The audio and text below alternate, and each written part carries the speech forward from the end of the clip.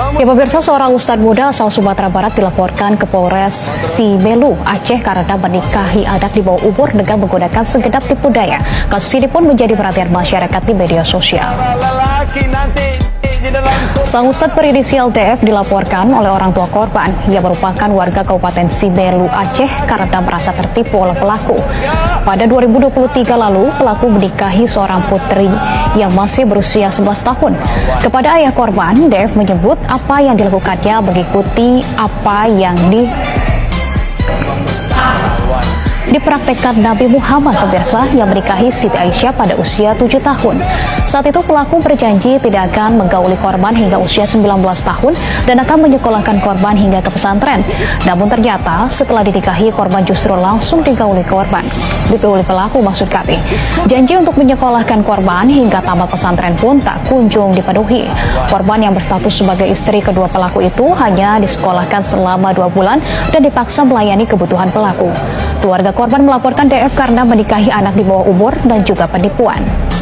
Kesibukan para lelaki nanti di dalam surga. Kesibukan. Berikutnya pemirsa,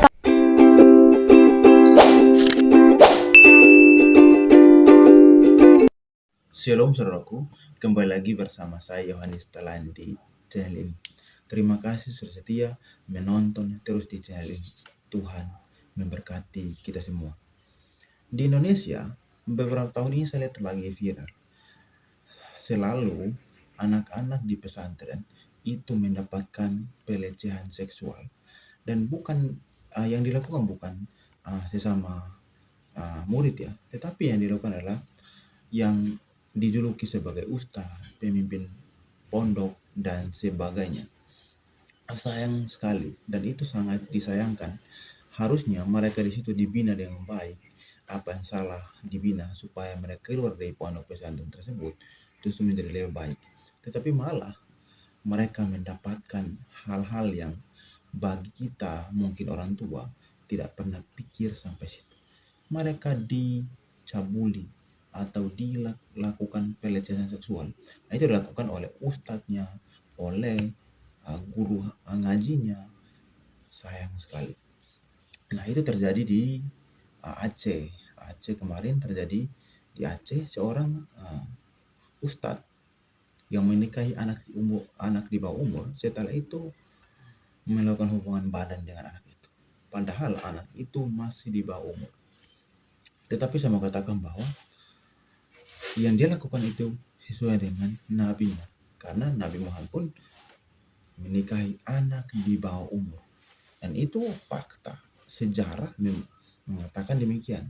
Muhammad atau junjungan dia justru melakukan hal demikian, sehingga tidak salah kalau dia melakukan hal demikian juga dia melakukan hal yang sama seperti yang dilakukan oleh nabinya atau junjungannya. Mari kita lihat video berikut dan kita tahu persis apa yang terjadi.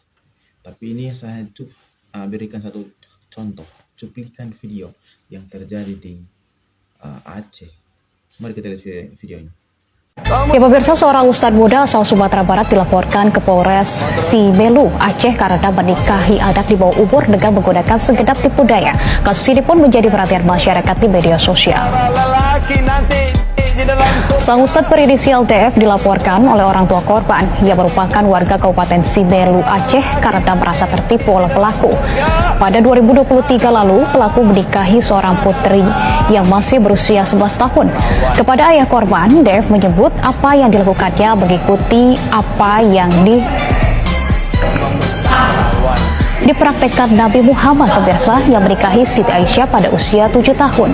Saat itu pelaku berjanji tidak akan menggauli korban hingga usia 19 tahun dan akan menyekolahkan korban hingga ke pesantren. Namun ternyata setelah dinikahi korban justru langsung digauli pelaku maksud kami. Janji untuk menyekolahkan korban hingga tamat pesantren pun tak kunjung dipenuhi. Korban yang berstatus sebagai istri kedua pelaku itu hanya disekolahkan selama 2 bulan dan dipaksa melayani kebutuhan pelaku. Keluarga korban melaporkan DF karena menikahi anak di bawah umur dan juga penipuan. Kesibukan para lelaki nanti di dalam surga. Kesibukan. kesibukan Berikutnya pemirsa, Demikian video yang tadi kita tonton ya. Tadi saya katakan bahwa mereka mengikuti atau ustadz yang sudah mencabuli atau sudah melakukan hal-hal yang berkaitan dengan seksual kepada murid-muridnya yang ada di pondok pesantren, itu mengikuti Muhammad. Kenapa saya mengikuti? Saya mengatakan begitu. Yang pertama, Muhammad pun menikahi anak di bawah umur. Yang kedua, kalau mereka pakai alasan klasik yang mengatakan bahwa pada waktu itu beda dengan sekarang, oke lah. Tetapi yang harus dari pihak pondok pesantren atau ustadz yang mungkin memiliki ilmu yang waras harusnya menjelaskan ke publik bahwa agama Islam itu tidak begitu, sehingga orang di luar Islam itu mengerti bahwa benar adanya kalau yang mereka melakukan itu tidak sesuai dengan ajaran Islam, dan itu hanya oknum, bukan sesuai dengan apa yang diajarkan oleh agama Islam, sehingga kita yang orang awam mengerti. Tetapi sampai sekarang pun belum ada klarifikasi, sehingga malah terjadi terus di tempat-tempat pesantren, tempat-tempat di mana orang tua itu percaya kepada pesantren itu, menitipkan anak mereka untuk dididik lebih baik lagi, untuk dididik ke situ mendapatkan ilmu dan karakter juga mereka bagus.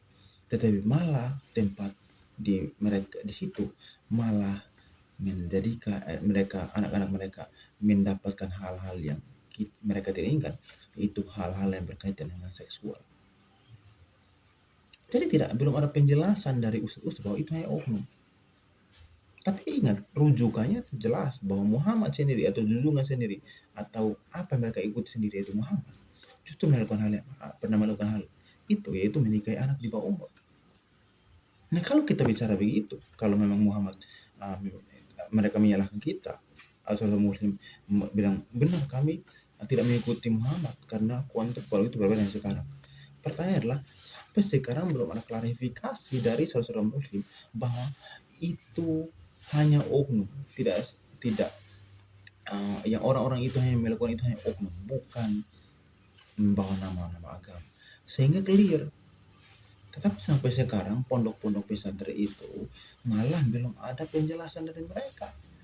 Tempat terjadinya anak-anak dicabuli di situ justru tidak ada penjelasan, karena yang melakukan pun adalah ustadznya, gurunya, guru ngajinya, dan juga pemilik pesantren itu malah mencabuli anak-anak. Sayang sekali. Secara pribadi ya, saya tidak pernah melihat sekolah-sekolah Kristen yang berasrama itu mendapatkan perlakuan seperti itu. Karena sama saja, mereka anak-anak pesantren itu kan dia belajar di tempat yang berasrama.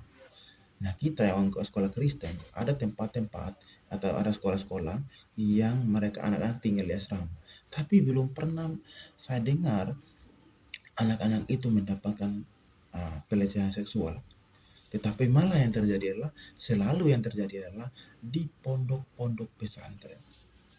Jadi tidak salah kalau kita sebagai orang awam katakan bahwa apa yang ustadz-ustadz lakukan itu adalah sesuai dengan ajaran Nabi Muhammad, karena belum ada klarifikasi. Jadi jelas bahwa apa yang ustadz lakukan itulah sesuai dengan ajaran Muhammad, dan itu jelas adanya bahwa ustadz itu melakukan hal-hal itu adalah sesuai dengan ajaran Muhammad. Maka harus perbaiki ajaran-ajaran Islam sehingga tidak terjadi hal-hal yang kita inginkan lagi. Kasihan yang korban adalah anak-anak itu, apalagi yang berkaitan dengan seksual. Sangat-sangat disayangkan anak-anak jadi korban. Apalagi ya, surga Islam itu jaminnya adalah mendapatkan 72 bidadari. Nah, itu di surga, katanya di surga itu hanya berhubungan seks. Beda sekali dengan Kristen. Shalom, salam waras untuk semua. Tuhan memberkati. Buka gitu. Awalnya gimana itu, Pak? Awalnya gimana? Seneng atau gimana? Ngaji di tempat saya. Terus? Terus ya lama-lama ngaji, terbiasa ngaji di rumah kan nggak pulang. Ada yang pulang siang, ada yang satu minggu pulang, ada yang nggak pulang seperti itu. Kenapa sampai tega mencabuli santrinya ini? Santri itu loh. Kenapa? Ya mungkin karena kedekatan saya dengan santri itu lama-lama seperti itu mereka. Memang suka sama cowok? Ya tadinya enggak sih, ya senangnya dengan perempuan. Belum pernah digituin juga mas? Belum pernah. Belum pernah. Ini nyesel nggak ini? Sangat-sangat Pak, Sangat nyesel. menyesal. Thank you for the happiest year of my life.